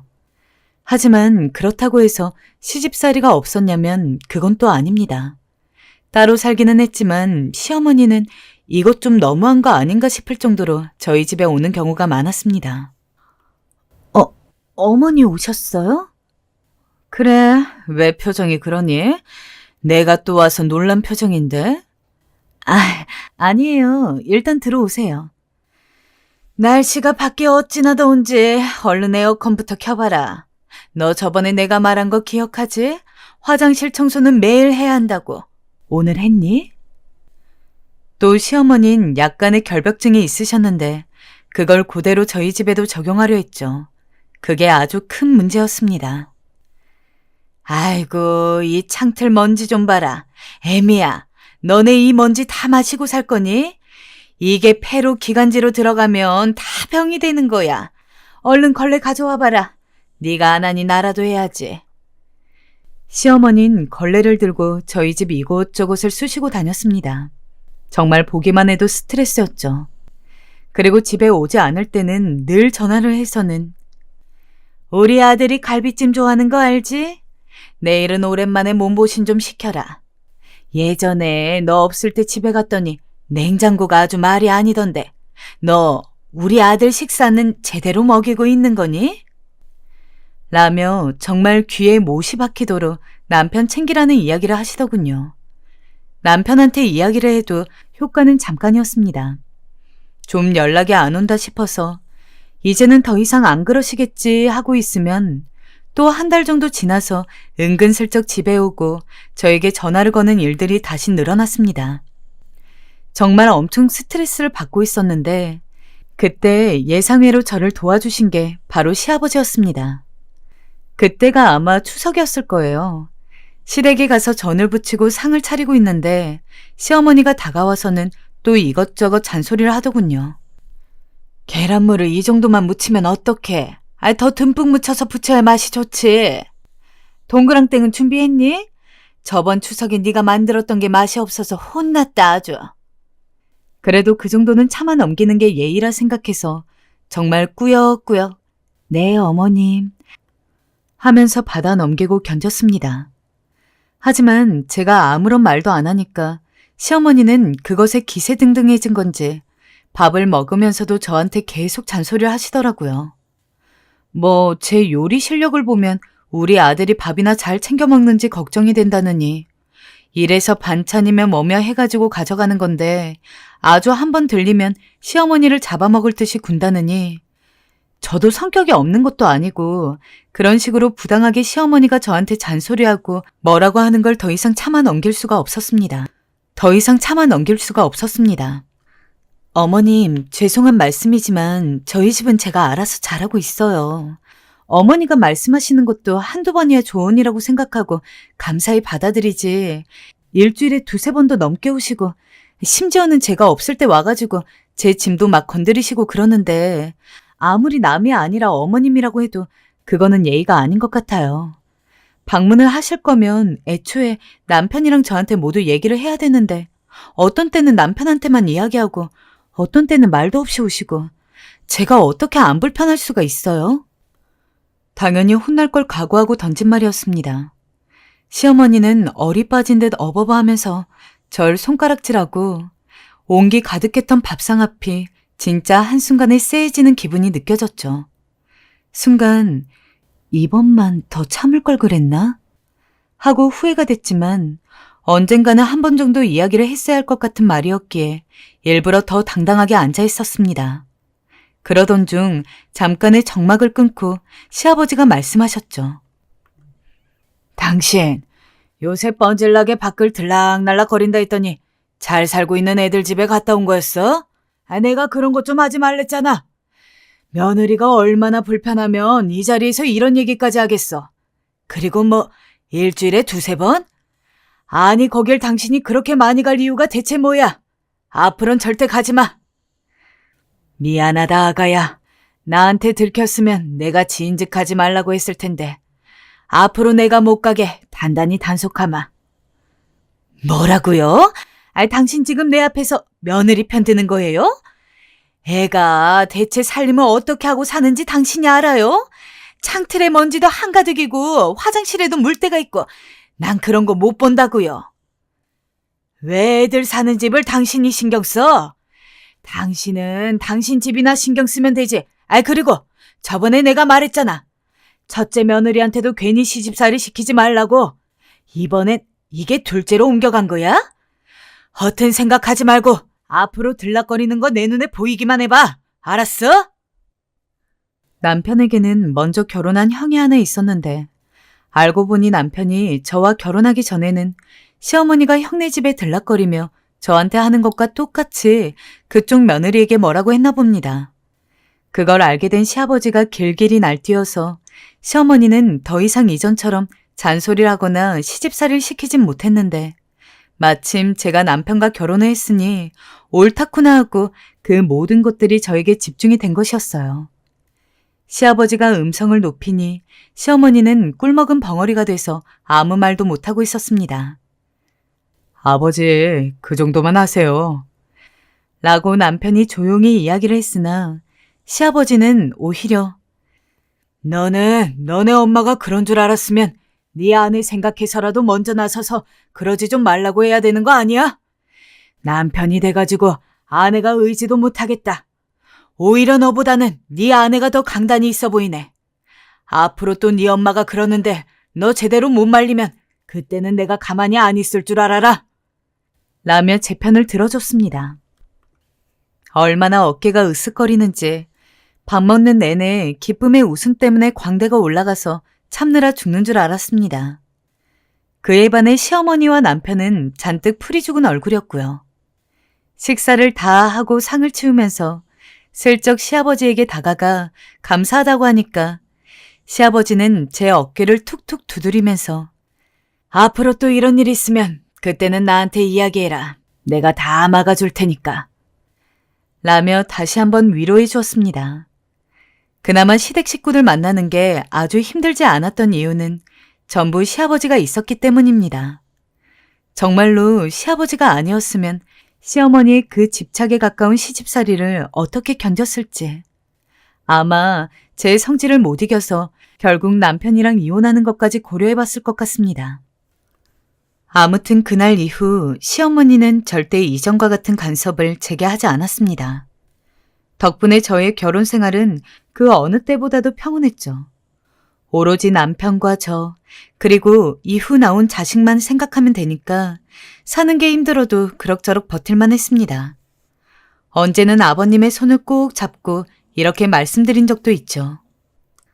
아버님, 감사해요. 제가 아버님 덕분에 많이 편해졌어요. 아시죠? 됐다. 그런 걸 가지고 뭐 고마워하기는. 네 시애미가 좀 유별난 구석이 있긴 해도 마음이 못된 사람은 아니야.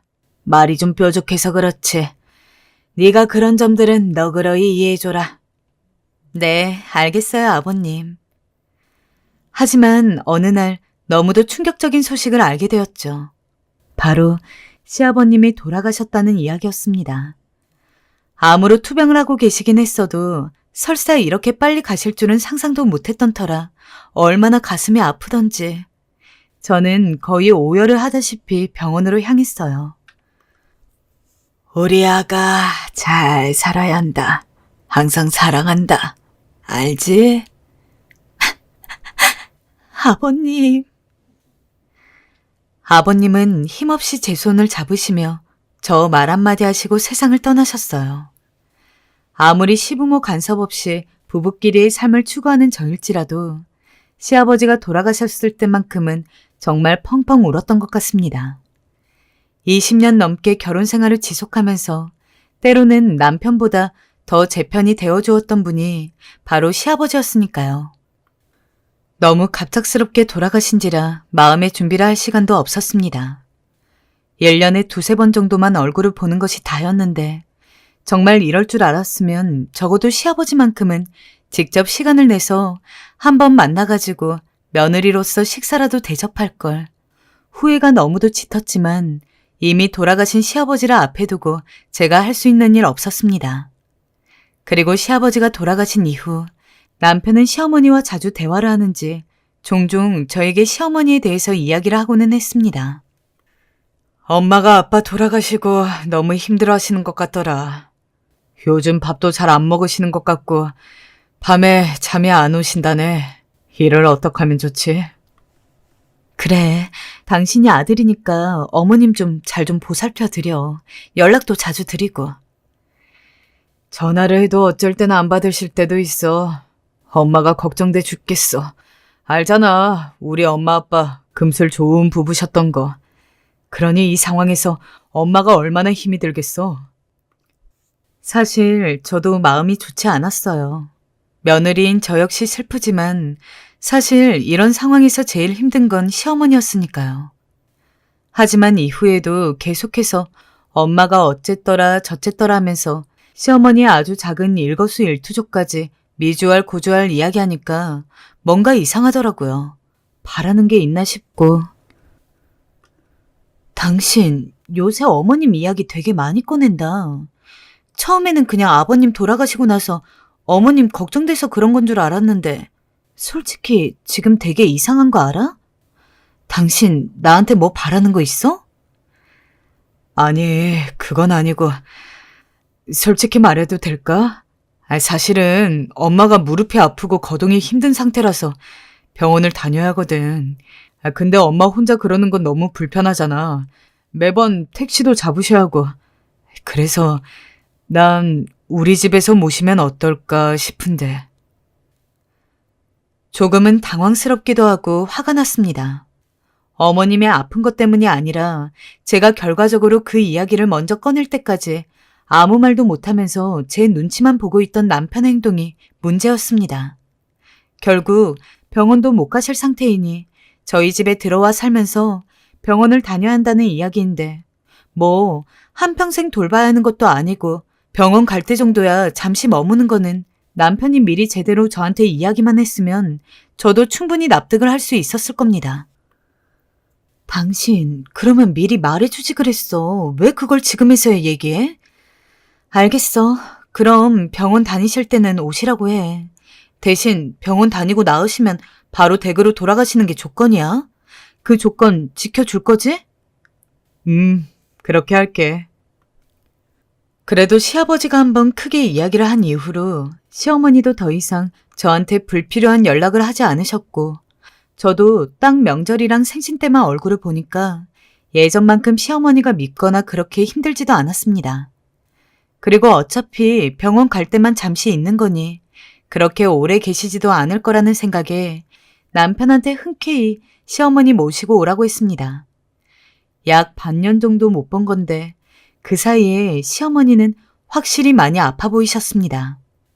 걷는 것도 절뚝거려서 저나 남편이 옆에서 부축을 하지 않으면 굉장히 불안했고, 계단을 오르내리는 것도 하나 올라가는데 몇 분을 쉬시는지, 애초에 몸이 안 좋으시다는 이야기를 전해 듣고서 오시라고 한 거지만 실제로 보니까 제 생각보다 훨씬 더 힘들어 보이셨습니다. 어머님, 오늘은 저랑 같이 병원 가요. 어머님, 이거 도가니국인데 무릎에 좋대요. 한 숟갈이라도 떠보세요. 제가 마사지 해드릴 테니 다리 한번 쫙 펴보시겠어요? 네, 그렇게요. 잠시만 이대로 있으세요. 몸도 아프신데 시아버지 돌아가신 것 때문에 많이 힘드실 것 같아서 그래도 이럴 때만큼은 며느리 노릇을 해야겠다 싶어서 제가 먼저 자진해서 어머니를 모시고 병원에 가기도 하고 그랬습니다. 관절염이 심해진 상황이라고 해서 무릎에 좋은 도가니국을 잔뜩 끓여서 드리기도 하고 마사지기며 뭐며 집안에 온통 시어머니에게 좋은 것들만 잔뜩 사두었습니다. 당연히 선의로 한 행동이었습니다. 하지만 몇 달 동안 병원을 다니면서 확실히 처음보다 나아진 시어머니는 그 이후로도 차일피일 온갖 이유를 대며 집에 가는 것을 미루더니 이제는 아예 눌러앉으시고 말았습니다. 병원도 안 가고 그냥 집에만 계시더라고요. 어머니한테 집에 와도 된다고 말씀을 드린 건 오래 있지 않을 거라고 생각했기 때문이었습니다.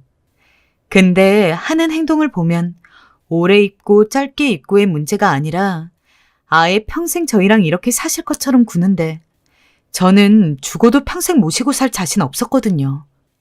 심지어 시어머니 행동이 정말 가관이었습니다. 예, 너 잠깐 일로 와봐라. 아휴, 내가 안 하려 했는데 집고를 왜 아직도 이러고 하고 사는 거냐? 넌 몇십 년 집안일 했으면서 아직도 이게 안 되니? 내가 네 시아버지 있을 적엔 어쩔 수 없이 손을 안 댔는데 여기 며칠 있으면서 보니까 아주 집 상태가 아니 개판이다 개판. 이런 개판 5분 전 집구석에서 어찌 사는 게야? 응? 너 어디 할 말 있으면 좀 해봐라. 그리고 어제 보니까 우리 철용이한테 밥 안 차려주고 혼자 차려먹게 하던데. 너 원래 나 없을 때도 그러고 살았니? 대체 왜 힘들게 일하고 온 애 밥을 안 차려주고 있는 거야? 어머님, 죄송하지만 저 그때 전화하던 중이었고요. 제가 미리 만들어 놓은 반찬과 국이 있으니까 이 사람이 그 정도는 떠먹고 스스로 차려먹을 수 있다고 생각해요. 저희 그렇게 살아온 거 맞고요. 그리고 자꾸 개판개판 거리시는데 저 나름대로 매일 쓸고 닦고 하면서 집 정리해요. 그게 어머니 성에 안 차셔서 그런 말씀하시는 거겠지만 솔직히 조금 불편하네요. 불편? 이게 시애미한테 못하는 소리가 없네. 네 시아버지가 널 아주 오냐오냐 해주니까 그 뒤에 숨어서 편했지? 근데 말이다, 나는 너 오냐오냐 해줄 생각 없다. 하나하나 붙어서 집안일 명령하고 지시하는 것도 모자라 막말을 퍼부어대는데 정말 사람을 미치게 할 노릇이더라고요. 전 당연히 남편한테 가서 이야기했습니다. 여보, 어머님이 돌아가실 생각 안 하는데 당신이 한번 이야기해봐. 난 더 이상 같이 못 살아. 엄마가 얼마나 외롭고 쓸쓸하면 그러겠어. 난 우리 엄마 마음 다 이해돼. 여기라도 있어야 사람 사는 온기 느껴지고 편안하니까 저러시는 거야. 솔직히 엄마가 여기 살아도 당신 크게 불편하게 하는 거 없으니까 그냥 있게 해주면 어때? 우리가 자식된 도리로서 아픈 엄마한테 먼저 가라고 하는 건 너무 매정하잖아. 집에서 시어머니 밥 차려주고 빨래하고 청소하는 거 하나도 안 도와준 양반이 아주 입이 트여 있다고 말은 잘하더군요. 어처구니가 없어서 콧방귀를 한번 뀌었습니다. 말 같지도 않은 소리 하지 마. 어머님 여기 오라고 했던 거 어머님이 병원만 한두 달 다니다가 다시 사시던 곳으로 돌아갈 거라고 생각했기 때문이야. 당신, 내가 처음에 결혼할 때 그랬지. 나는 절대 시부모님 못 모시고 산다고. 당신이 정 어머님이 걱정이 되고 같이 있고 싶으면 이 집 나가서 당신이 어머님이랑 둘이 살다가 원할 때 들어와. 그거는 내가 이해해 줄 수 있으니까. 아니면 요즘 요양은 잘 되어 있으니까 그쪽을 알아보던지. 막상 제가 그렇게 이야기하니까 말문이 탁 막히는지 우물쭈물하던 남편이 그게 말이 되는 소리냐며 항변했지만 저는 절대 안 된다고 딱 잘라 말했습니다. 남편이 아무리 애걸복걸해도 넘어가지 않았죠. 친구한테 이 이야기를 했는데 한 친구는 제가 똑부러지다고 그러는데 한 친구는 그래도 가족이 됐는데 너무 매정하다고 그러더라고요. 내심 그 말을 듣고 나니 정말 세상 제일 나쁜 며느리가 된 것 같아 억울하고 그랬어요. 결국 남편이 말해 어머님이 다시 집으로 돌아가셨는데 남편이 시위라도 하는지 그 이후로 맨날 술만 먹고 들어오기 시작했어요. 넌 참 매정하고 이기적이다. 어떻게 우리 엄마를 집에 그대로 보낼 생각을 하냐? 네가 우리 엄마를 버린 거야. 너 우리 엄마 거기서 고독사라도 하면 어쩔래? 너가 책임질래? 당신 똑바로 이야기해. 난 애초에 당신이 그렇게 어머님 모시고 싶으면 여기 나가서 어머님이랑 살다 와도 된다고 말까지 했어. 근데 무슨 내가 어머님을 버려? 어머님은 당신 부모야. 내 부모 아니고. 내가 모셔야 할 부모님은 따로 계셔. 그렇게 효도하고 싶으면 당신이 해야지. 왜 나한테 그래? 그러니까 네가 이기적이라는 거야. 우리 엄마가 그래도 너 며느리랍시고 가끔 저녁 해주고 그런 건 기억도 안 나지? 넌 아마 바늘로 찔러도 피 한 방울 안 나올 거다. 내가 어떻게 너 같은 여자랑 같이 사는지 속 답답해. 남편도 어지간히 취했는지 제게 꽥꽥 소리를 지르더군요.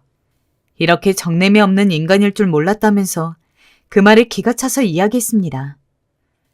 그래, 그럼 이참에 갈라서자. 뭐? 나 같은 여자랑 못 살겠다며. 그럼 갈라서자고. 이젠 아주 협박을 하네. 당신 잘 생각해봐. 만약에 우리 엄마 아프면 당신이 집안일, 빨래, 청소, 요리 다 하고 우리 엄마 모시고 맨날 병원 가고 그럴 거야? 돌아가시는 그 순간까지? 당신이 만약 정말로 그럴 자신 있으면 어머님 다시 모시고 와. 그러면 나도 받아들일게. 뭐? 장모님을, 내가? 내가 왜? 장인어른이 계시잖아. 기막혀. 그러니까 우리 엄만 그렇게 모실 자신 없고 난 당신 어머니 모시라는 거지?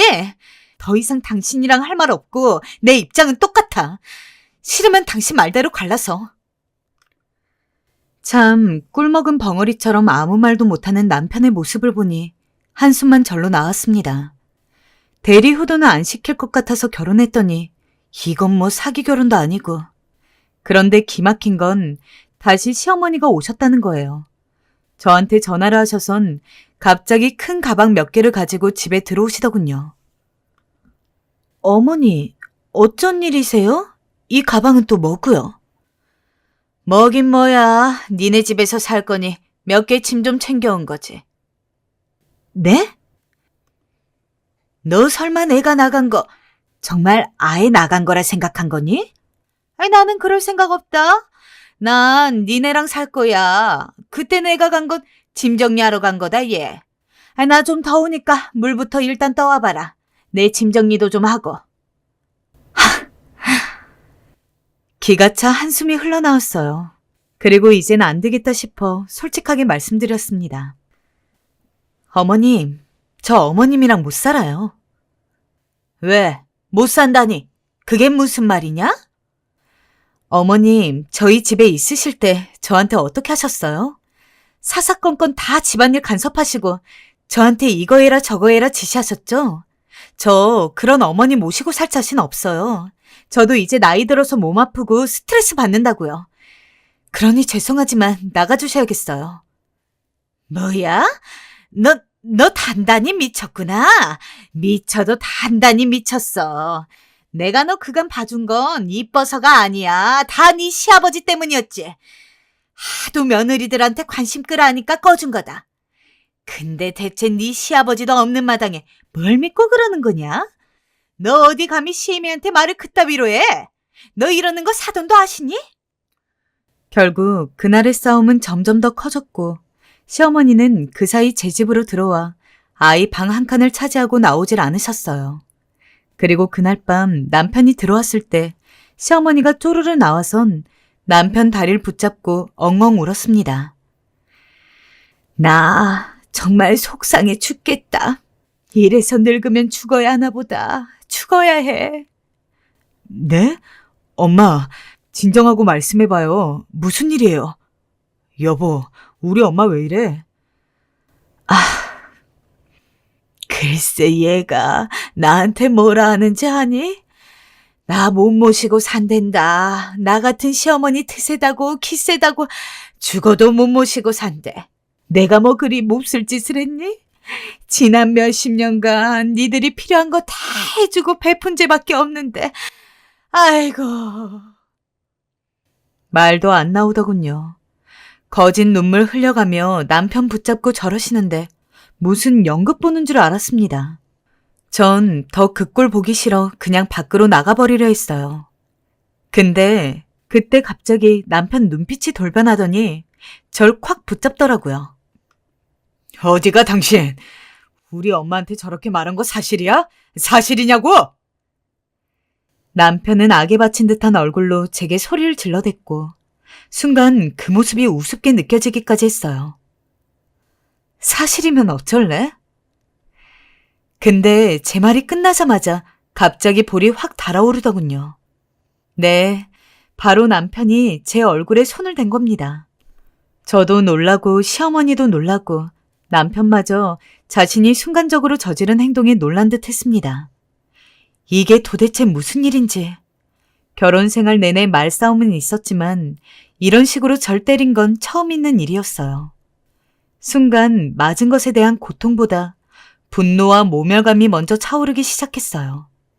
내 앞에 있는 이 인간을 용서할 수 없겠더라고요. 전 곧바로 남편의 머리채를 붙잡았고 미친 듯이 뒤흔들었습니다. 시어머니는 또 자기 자식 머리채 잡히는 게 싫었는지 제 손을 입으로 물고 손으로 때리고 난장판도 이런 난장판이 없었죠. 그날 이후 전 남편과 냉전을 겪었어요.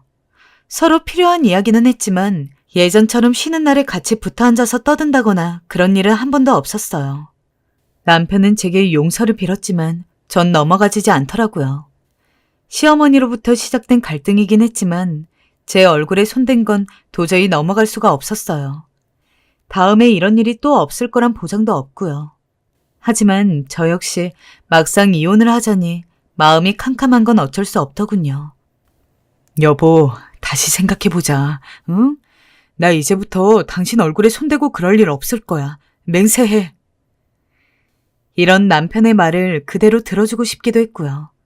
그런데 여기서 결정적으로 시어머니가 등장하시더군요. 시어머니는 이 모든 일을 겪고 제가 이혼 생각을 한다고 하니까 불현듯 제 방문을 열고 들어오시더니 예, 너 우리 아들이랑 이혼한다며? 그래, 잘 생각했다. 나도 우리 아들이 너무 고생하는 것 같아서 언제고 내가 니네 둘 갈라서게 하려 했는데 네가 그리 해주니 고맙구나. 이왕이면 얼른 이혼하고 따로 떨어져 살아라. 기생충같이 우리 집안에 들어와 남편 등골만 휘게 만드는 여잔 차라리 없는 게 나으니까. 마지막 말은 정말 말 그대로 충격적이었습니다.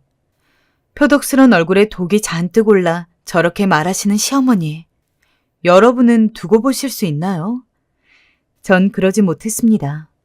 그냥 서둘러 하루빨리 인연 끊어야겠다는 생각이 들더군요. 더군다나 남편은 시어머니가 제게 이런 말을 한 걸 알면서도 시어머니 편을 들 뿐 제게 사과조차 하지 않았습니다. 그런 남편의 태도에 너무 실망해 결국 이혼을 결정했고 지금 남편과 이혼하고 혼자 살고 있습니다. 그런데 며칠 전 시어머니에게서 연락이 한 통 왔더라고요. 기가 막혀 여러분들에게 좀 알려드리고 합니다. 며느라, 내가 잘못했다. 나 병원도 다시 다녀야 하는데 같이 가줄 사람이 없구나. 내가 늙은 나이에 그만 너한테 못할 말, 해서는 안 될 말 다 해버렸다. 미안하다. 날 용서하고 다시 집에 들어와 줄 순 없겠니? 언뜻 보면 사과 문자인 듯하지만 그냥 결국 병원 같이 가줄 사람이 필요해 저한테 연락하신 거였어요. 전 바로 거기에 답장해드렸어요. 저 이제 어머니 며느리 아닙니다. 다른 곳에서 사람 찾으세요. 라고요. 아마도 전 남편이 제대로 어머니를 돌보지 않은 모양입니다. 자기 엄마 하면서 끔찍하게 생각하더니 모시는 건 왜 안 모시는 건지 웃기더라고요. 아무튼 여러분, 전 아픈 시어머니 버린 쓰레기지만 그래도 행복합니다. 마음이 우선 편하고 숨 쉬며 사는 것 같거든요.